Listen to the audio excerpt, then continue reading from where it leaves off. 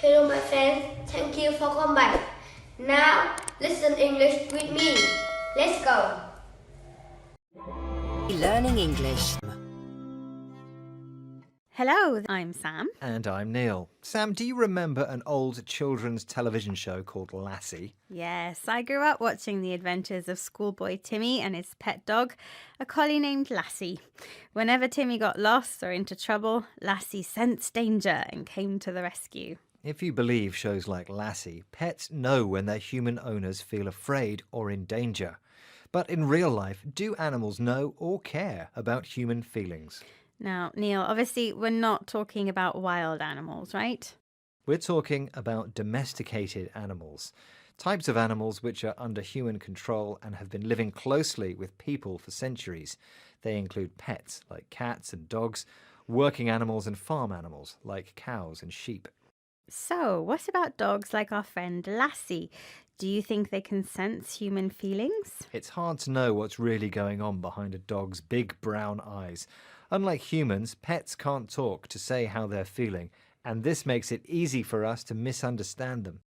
People often anthropomorphize their pets, treat them as if they were human by giving them human characteristics. In cartoons, Mickey Mouse can talk and Donald Duck dances and sings, but we know mice and ducks don't really do that in nature. Exactly, but recently, new research has suggested that sometimes pets do respond to their owners' feelings.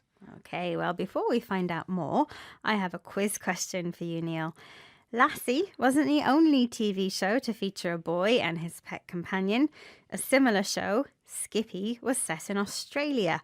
But what type of animal was the star?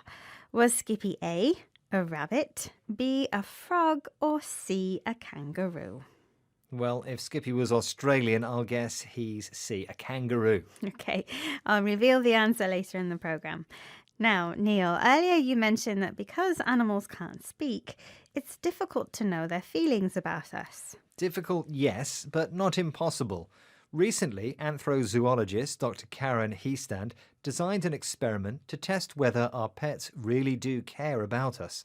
She filmed pet owners pretending to be hurt and observed the reactions of their dogs and cats. Here's Adrian Washbourne, producer for BBC World Service programme Health Check, pretending to hurt his leg at home where he lives with his two pets, a cat and a dog. And now I'm going to fake an injury and we'll see how they respond. Ah! Ow! Ooh!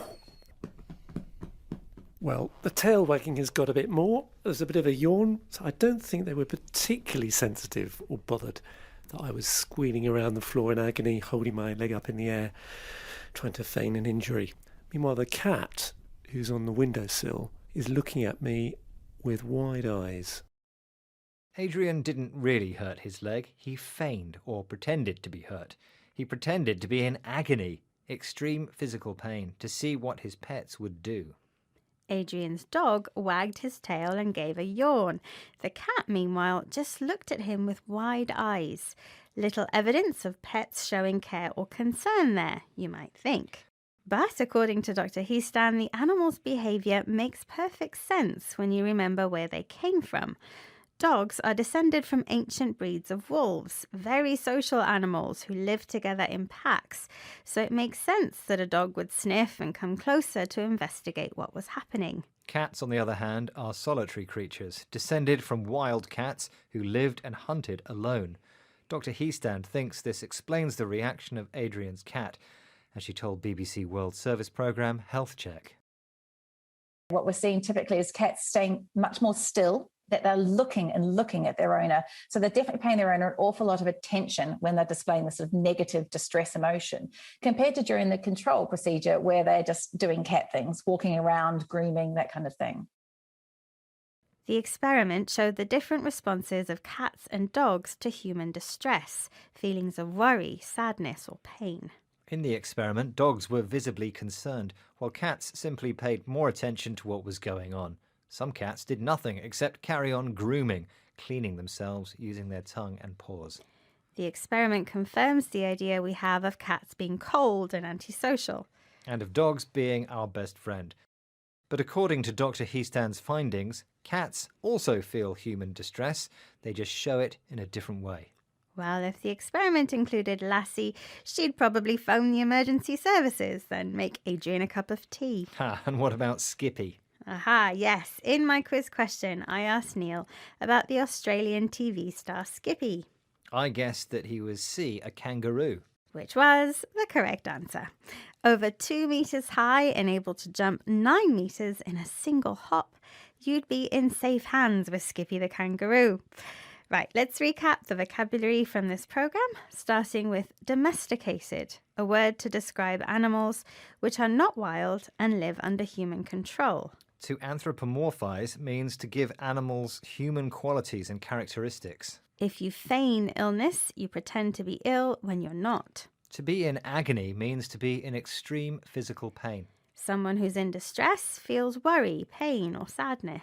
And finally, grooming is how some animals clean themselves using their tongue and paws. That's all the time we have for this program. Bye for now. Goodbye. That's all. Thank you for listening. Please like and subscribe my channel. Goodbye and see you again.